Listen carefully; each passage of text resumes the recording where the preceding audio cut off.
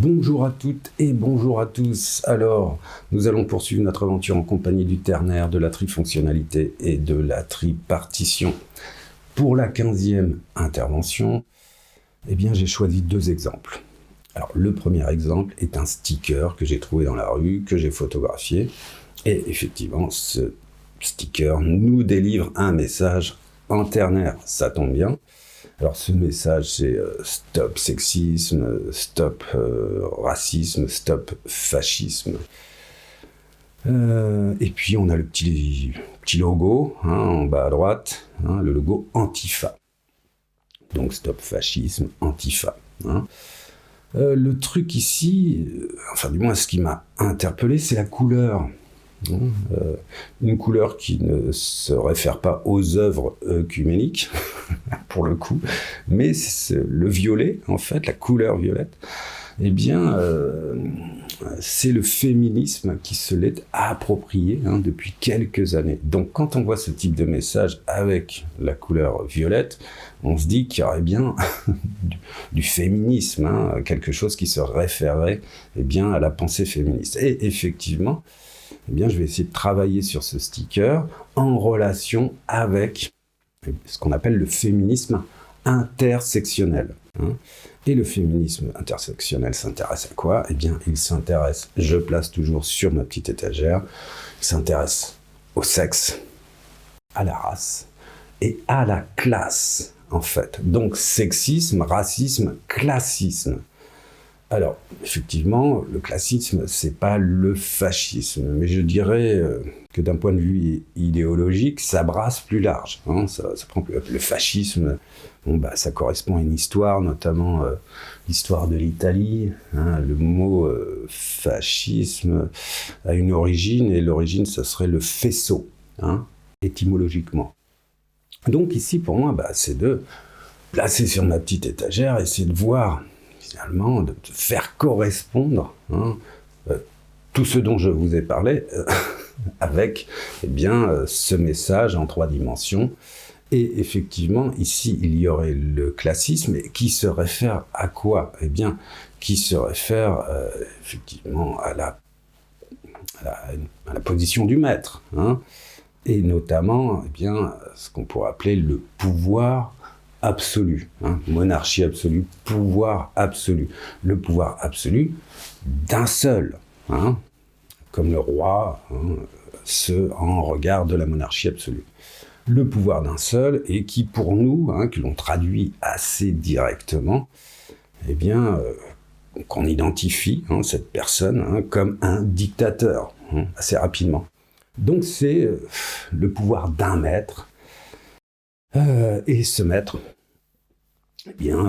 actuellement, pour reprendre les grosses ficelles, c'est le maître du Kremlin, c'est le maître de Pékin, etc., etc. Donc, l'idée, c'est de vous parler de classisme et donc de discrimination de classe, aussi. C'est-à-dire que ce maître va en fait s'appuyer, on a déjà vu ça aussi précédemment, sur des oligarchies déjà existantes. Et en règle générale, par exemple, je vous avais dit que force et croyance étaient chevillées, le maître va s'appuyer sur l'oligarchie religieuse. Alors ici, effectivement, quand je dis oligarchie religieuse, ça brasse large aussi encore. On pourrait parler d'économie symbolique, on pourrait parler de culture, de culte aussi, on pourrait parler d'une langue, et donc on pourrait parler de tradition, oligarchie religieuse qui embrasserait en fait autant une langue que des traditions, qu'une culture, que des us et coutumes, etc., etc., et donc des cultes aussi. Donc le maître verse dans le clientélisme finalement, et s'appuie sur l'oligarchie religieuse. Je dirais actuellement, quand je vous dis ça, j'en parle aussi de manière actuelle en fait. Et le maître s'appuie aussi, on le constate, sur ce qu'on appelle l'oligarchie financière. Donc, il y a aussi des milliardaires qui côtoient le maître. ou du moins le maître fait en sorte que les milliardaires le côtoient. Et puis enfin, il y a l'oligarchie militaire, donc en 3 temps, hein, le religieux, le militaire et l'économique ou le financier. Hein. Et là, effectivement, en règle générale, eh bien, le maître est à la tête, en fait, hein, de cette oligarchie militaire, la force. Hein. Donc, on retrouve un peu ces dimensions dumésiliennes, hein, alors qu'on avait mis sur ma petite étagère de cette manière-là, c'est-à-dire richesse, force, croyance, gouvernance.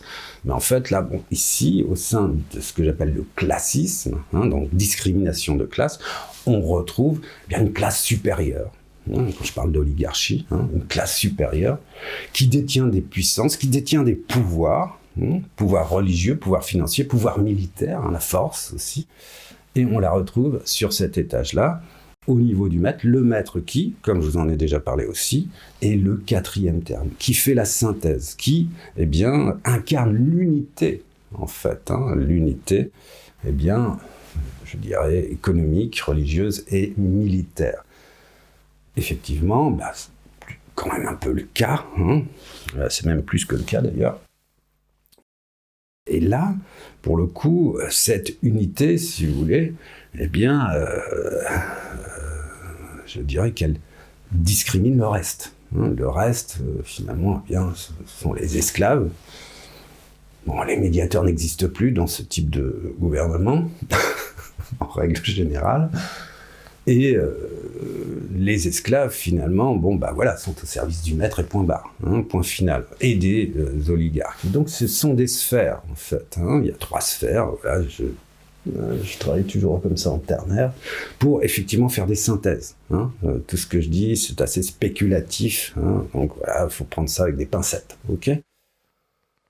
Donc, on a le classisme. Je répète toujours cette idée de travailler aussi sur les items du féminisme intersectionnel, hein, sexe, classe, race, le classisme. Et le sticker bien nous indique, en fait, hein, nous dit réfléchissez, réfléchissez sur le sexisme, sur le racisme et sur le fascisme. Donc c'est ce que je tente de faire un petit peu. Ok, 4e terme, pour eh bien, créer une unité nationale. Hein, ce en compagnie eh bien, des oligarchies existantes. On rejette finalement, ou du moins on se sert évidemment, hein, ce sont des esclaves. Hein. Et là il y a effectivement le sexisme. Hein, donc stop sexisme. Alors pourquoi ? Dans ce type de gouvernement, il y a toujours la recherche d'une unité, et là, ici, à ce niveau-là, c'est l'unité de la domination masculine. Hein, c'est l'unité de l'idéologie patriarcale. Donc, effectivement, il y a bien la moitié de la population, hein, donc les femmes, qui sont destinées à une fonction. Hein, avoir 2, 3 fonctions. Hein, la fonction principale, c'est le travail domestique. Et c'est effectivement de s'occuper de l'éducation des enfants. Hein. Et donc, c'est eh bien de produire, alors je vais le dire de manière un peu brutale, hein, mais il s'agit du ventre des femmes, hein, eh bien c'est de produire finalement de la main-d'œuvre pour le maître et les oligarchies, produire des soldats pour le maître, hein, et ses oligarchies, et de produire effectivement des héritiers pour le maître. Alors, pas uniquement pour le maître, évidemment, pour les oligarchies. Hein.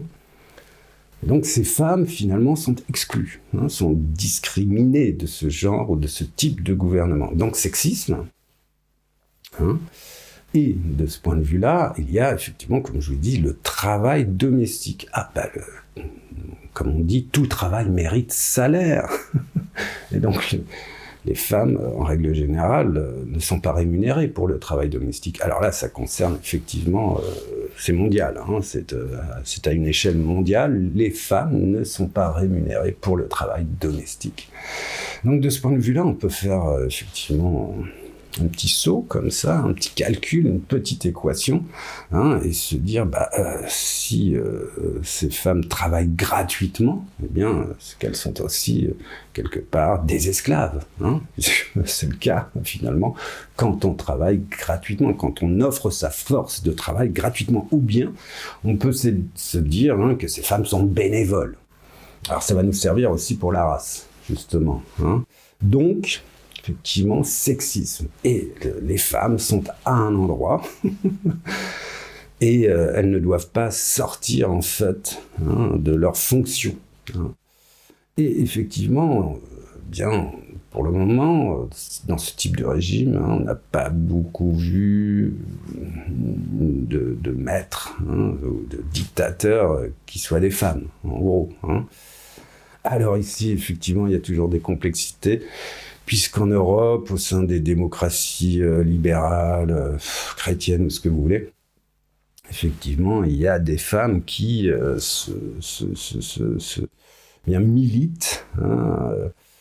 militent pour des mouvements qu'on qualifiait d'extrême droite. Là, c'est toujours assez étonnant, en fait, de voir, en fait, finalement, des femmes qui défendent des idées d'extrême droite, et donc des idées se référant aux idéologies patriarcales, quand même. Au vu, justement, du traitement des femmes dans ce type, au sein de ce type de gouvernement, si vous voulez. Bon, c'est comme ça. Alors après, il y a effectivement sexe, classe, race. Il y a effectivement la race. Et là, ici, on pourrait dire que, bien, c'est la classe des vainqueurs. C'est la classe de ceux qui gouvernent. C'est la classe, bien, des seigneurs. Et on pourrait même dire, la race des seigneurs. Ici, bien, le mot race, en fait, a subi des transformations.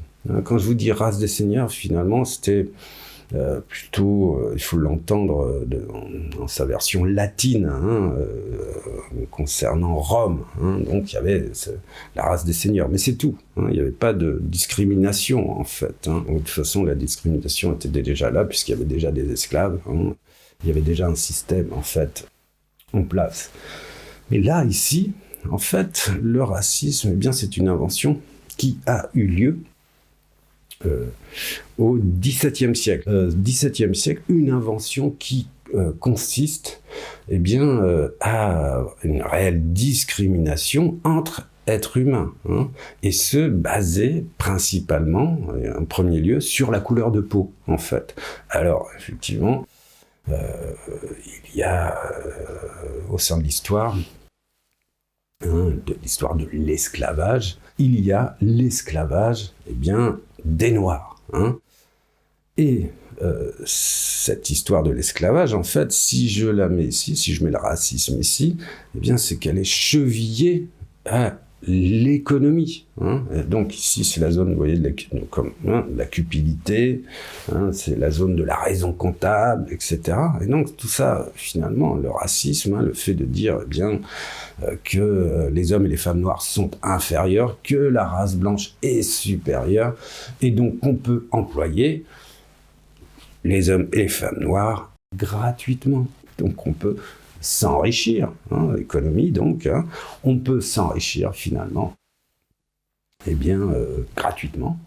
C'est-à-dire qu'effectivement, les esclaves noirs sont partis dans les Amériques pour faire fructifier finalement, eh bien, les territoires conquis par les colonisateurs, donc pas par les blancs européens finalement, quels qu'ils soient, anglais, français, portugais, espagnol, ok. Donc ici, c'est la raison pour laquelle je mets la race ici en fait, puisque, eh bien, il y a vraiment le fondement, si vous voulez. C'est pas tellement la différence qui concernerait la couleur de peau, puisque quand même, bon, c'est quand même un peu idiot. Non, c'est vraiment, comment, eh bien, on va se servir d'une force de travail gratuite. Donc, ça nous rappelle quoi? Eh bien, autre force de travail, la force de travail des femmes, en fait, gratuite, concernant le travail domestique. Alors là, ça concernait plutôt le travail au champ, en fait. Ok, donc ce sticker, voilà, lecture en fait, juste avec cette couleur violette, en fait, ça m'a interpellé. Je me suis dit, en fait, il y a une lecture qu'on peut faire qui serait de l'ordre du féminisme intersectionnel. Alors ici, et concernant certains types de gouvernements, se référant au techno-patricapitalisme, ou au féodalisme, libéralisme, en fait, techno-féo-libéralisme. Donc, ça, pour moi, à chaque fois, c'est lié, c'est noué, les trois sont noués pour que ça fonctionne, en fait, pour que ça fasse sens. Alors, ici, revenir un petit peu quand même sur ces questions d'oligarchie et sur cette quatrième figure, qui serait celle du maître détenant un pouvoir absolu, ce en compagnie de ces trois puissances, en fait. Ici, juste revenir sur l'histoire et avec un détail supplémentaire concernant en fait l'oligarchie religieuse, pour comprendre un petit peu comment ça s'est passé au cours de l'histoire. Alors, il semblerait qu'il y ait eu, je dirais un accord, un pacte entre l'Église et les souverains. Et tout au moins un souverain qui s'appelait Saint Louis et un pape qui s'appelait Innocent III. Pape Innocent III qui était un pape guerrier aussi. Et ce qui est intéressant ici, je vous disais que en fait, force et croyance étaient chevillées. Alors, elles sont chevillées, mais là, il y a vraiment, quelque part, un écrit, un contrat, si vous voulez, entre l'Église et le souverain.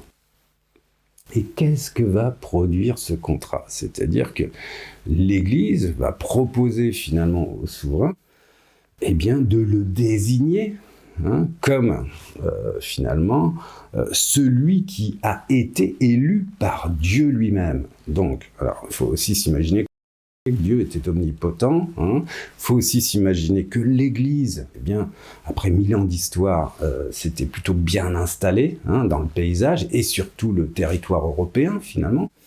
Donc, c'était une réelle puissance. Et que, évidemment, pour les souverains, ça se réglait toujours au fil de l'épée, on dit ça comme ça.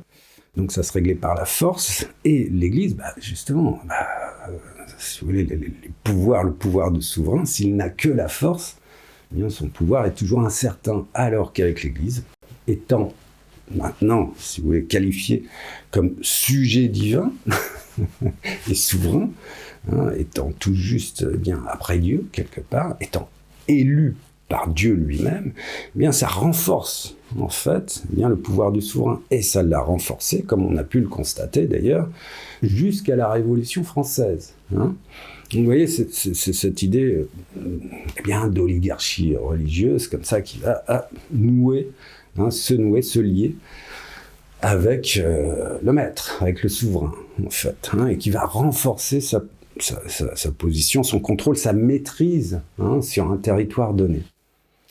Pareil avec l'oligarchie financière, puisqu'on peut considérer que le souverain, finalement, l'oligarchie militaire, pour lui, c'est acquis. Pareil pour l'oligarchie financière, je vous ai raconté ça avec l'histoire des Médicis, c'est cette famille de banquiers qui, au fur et à mesure, avec Catherine de Médicis, vont parvenir jusqu'au plus haut sommet, finalement, de la royauté. C'est-à-dire que Catherine de Médicis va devenir reine de France. Donc là, il y a aussi un courant, et ça correspond justement, on pourrait le dire, à la naissance du capitalisme, donc plutôt 15e, 16e, 17e siècle. Et cette naissance du capitalisme, ça va renforcer aussi le pouvoir du souverain, finalement. Donc c'est cette petite histoire que je vous raconte, très rapide, toujours très synthétique, c'est pour vous dire, il y a trois oligarchies ici, qui sont bien solides, et qui maintenant sont plutôt très solides. C'est-à-dire qu'il faut imaginer que, non pas imaginer, mais constater que, c'est très très difficile de destituer aujourd'hui des maîtres, qui verse dans le clientélisme avec des puissances bien établies, si vous voulez. Hein. Donc voilà. Donc c'était aussi, voilà, juste pour faire pour retracer comme ça, cette construction en fait, hein, cette construction avec un ensemble d'oligarchies. Ok, donc voilà, pour faire une analyse en fait sous l'angle du féminisme intersectionnel de ce sticker. Et voilà, c'est ça qui m'intéresse aussi, c'est-à-dire c'est à la fois l'évolution des idées, la circulation des idées, toujours sous un angle ternaire, mais si vous voulez, c'est comme une actualisation pour moi de la tripartition, de la trifonctionnalité, avec d'autres analyses. Hein, et notamment l'analyse du féminisme intersectionnel, en fait. Hein, voilà. Donc, c'est un exemple. Hein. Voilà. Alors, je vais prendre un deuxième exemple. Ce deuxième exemple, donc deuxième étape, concerne aussi quelque chose que l'on pourrait considérer d'anecdotique, hein, concerne en fait la mise à pied d'un humoriste qui se trouve à France Inter, et cet humoriste s'appelle Guillaume Meurice. Hein, donc il a sorti une mauvaise blague, hein, et ça a fait le buzz, un clash, enfin bon bref, tout un scandale, donc il va passer comme ça devant un conseil de discipline, hein, etc. Alors c'est toujours en cours, donc c'est une actualité. Donc là, ce qui m'intéresse, c'est effectivement un secteur qui, a priori, n'a pas de relation avec le ternaire, ni avec la trifonctionnalité. Mais, eh bien si, ça en a une, en fait, ça en a une, puisque j'ai lu un article d'un universitaire qui s'appelle Guillaume, lui aussi, mais Guillaume Grignard, et qui enseigne à l'Université libre de Bruxelles. Et qu'est-ce que nous dit Guillaume Grignard dans un paragraphe? Alors, je mets Guillaume Meurice de côté, hein, bon, voilà. Qu'est-ce qu'il nous dit? Eh bien, il nous dit que la théorie du rire, alors il ne nous le dit pas directement, mais il nous dit quand même que la théorie du rire se développe en 3 temps. Donc, je vais vous lire. Je vais vous lire ça, et puis je vais placer toujours sur ma petite étagère. Hein. La littérature spécialisée sur le rire reconnaît en général 3 grandes écoles qui appréhendent le phénomène. L'incongruité, utilisée souvent en linguistique, qui explique le rire par le décalage entre ce qui est attendu et ce qui survient. Là, c'est le logos, hein, linguistique donc. Le rire de supériorité, dont on trouve trace chez Hobbes, philosophe, et chez Bergson, autre philosophe, qui analyse le rapport social entre le rieur et sa victime. Là, c'est pareil, c'est la question de la force, hein, rire de supériorité, on peut le placer du côté de l'éthos. Hein. Et enfin, le rire de libération de tendances freudiennes, qui concerne le lien entre le rire et les tabous. Là, c'est très clair, hein, c'est l'endroit de la concupiscence, l'endroit du pathos. Hein, donc c'est un rire, évidemment, qui va se situer en règle générale en dessous de la ceinture et qui va, en règle générale, correspondre au tabou, hein, et qui correspondrait bien plutôt à la sexualité.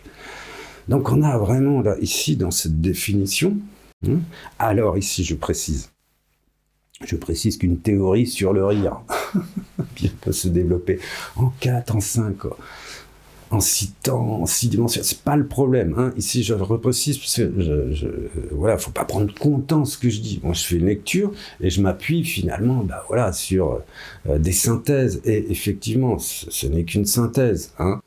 Mais c'est toujours assez étonnant de finalement tomber sur des synthèses qui se rapportent non seulement à un développement en 3 temps, hein, ça pourrait être juste 3 temps, mais qui correspondent aussi a priori de manière analogique autant au logos, au discours, autant à l'éthos, c'est-à-dire à l'affirmation de soi, à la supériorité, que au pathos, au réel finalement, au réel de la pulsion sexuelle, on pourrait dire ça comme ça. Et de quelle manière le rire, alors qui a priori n'a rien à voir avec la trifonctionnalité, la tripartition, de quelle manière on peut élaborer comme ça une théorie du rire. Donc c'est toujours étonnant. Et moi c'est ce qui m'intéresse, si vous voulez, c'est de faire des repérages comme ça, de faire des repérages concernant ce qu'on pourrait appeler une espèce de logique ternaire. Mais alors ces repérages, ça concerne quoi ? Alors peut-être que je vais pouvoir préciser finalement le titre de toutes ces interventions, titre qui n'est autre que Aurore borroméenne sous les tropismes. Justement, en fait, le ternaire, ça serait un tropisme de la pensée. Alors tropisme, c'est un réflexe, en fait. Dès qu'on se met à faire une synthèse, on ne peut pas s'empêcher de faire une synthèse en 3 temps. Mais le délire là-dedans, moi ce qui m'intéresse, c'est que c'est une synthèse en 3 temps, certes, mais ça correspondrait, je le mets au conditionnel, évidemment, puisque là, il faudra faire des recherches très approfondies sur le sujet, pour le coup, ce que je n'ai pas fait, je ne fais que survoler, finalement, le sujet, mais ça correspondrait quand même à des catégories, vous voyez, logos, pathos, ethos, symbolique, imaginaire réel, c'est assez aussi surprenant, en fait, Et donc ces tropismes, ce serait les tropismes en ternaire de la pensée occidentale. Alors je dis de la pensée occidentale, mais peut-être est-il probable qu'on trouve aussi des tropismes en ternaire du côté des pensées orientales, en fait.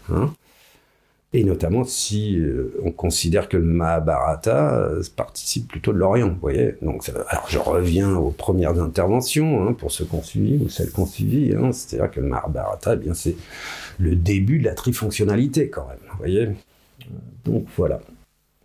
Donc c'est cette idée, effectivement, de tropisme. Alors, Aurore borroméenne sous les tropismes, c'est que je relie ce tropisme de la pensée occidentale, au nœud borroméen, et au nœud borroméen de Jacques Lacan.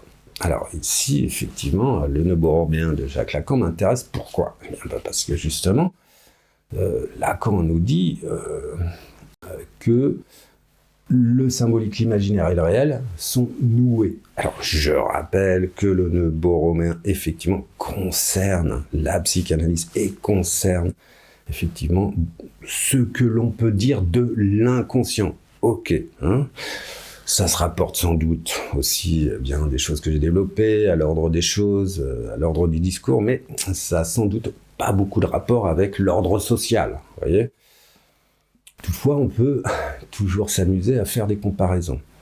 Donc, l'idée pour moi, ce qui m'intéresse aussi, c'est que justement, ces tropismes, finalement, de la pensée occidentale, on peut les analyser séparément, on peut d'ailleurs y percevoir comme ça des récurrences en termes de catégories qui reviennent toujours, et ces catégories seraient nouées entre elles, elles seraient ligotées, si vous voulez. Et elles seraient ligotées pourquoi ? Elles seraient ligotées pour faire sens, en fait. Pour faire sens, du point de vue du sensible, le sens sensible, pour faire sens du point de vue directionnel, pour donner une orientation, et un sens aussi logique, pour faire sens d'un point de vue logique. Et ces nœuds, on va dire, ou ce nœud, le nœud borroméen finalement, avec effectivement ces catégories, font sens pour nous, en fait, au sein d'une pensée occidentale, et toujours, je le rappelle, c'est des hypothèses au sein de tropisme, en fait, se référant à des réflexes de la pensée occidentale. Alors ici, Lacan a autre chose, mais là je pousse un petit peu plus loin, mais je pense pas que je vais aller plus loin, en fait, parce que là, pour le coup, ça va devenir très difficile, très complexe. C'est que, pour lui, le nœud borroméen est noué, fait sens donc, fait sens pour nous, hein, et fait sens naturellement pour chaque sujet, hein, ce en relation avec le réel, l'imaginaire et le symbolique. Il fait sens grâce à l'objet petit a. Hein. L'objet petit a, vous voyez, concernant le nœud romain, est en plein centre. Et c'est l'objet petit a qui fait que ça tient. Qui fait que ça tient. Hein, que le logos, ethos, pathos tiennent ensemble, en fait. Hein. Et que ça fait sens, justement. Hein, que ça fait sens pour nous, êtres humains. Mais cet objet petit a, c'est une négation. Hein. Alors, on pourrait le qualifier comme ça, hein, c'est une perte originelle, c'est un manque chez Lacan. Donc c'est une négation. Hein, et donc voilà, le sens serait issu, ou du moins tiendrait par le biais de cet objet A, ou objet petit a, qui ne serait autre qu'une négation. Ok, alors quand je vous parle de ça, je commence à vous parler chinois, donc je vais sans doute arrêter concernant cette étape. Cette étape, 15e intervention, c'était juste pour finalement vous donner 2 exemples et vous faire aussi comprendre que le ternaire, on en trouve partout. Hein, on en trouve partout. Alors j'ai essayé, moi, de mon côté, de repérer 200 cas en ternaire, et 200 cas en ternaire se référant effectivement à ces catégories. Hein. Donc j'essaie de voir comme ça. Bon, c'est des repérages. Alors effectivement, ces 200 cas, ça marche pas toujours. Je force un peu le trait, évidemment, parfois. Mais bon, voilà, c'est ce qu'on appelle en fait une recherche, une petite recherche, sans doute sommaire aussi. Hein. Je fais des hypothèses et je spécule. Mais ce mode de fonctionnement, ce tropisme de la pensée occidentale est assez quand même fascinant et nous permet en fait aussi de comprendre, un certain type de gouvernement, je reviens au sticker là, Antifa, nous permet de comprendre finalement comment se déploie la théorie du rire, vous voyez, des choses comme ça en fait. Donc je pense que c'est pas inutile, hein. Ces grilles de lecture ne sont pas inutiles pour la compréhension. Voilà, je vous remercie, à la prochaine fois.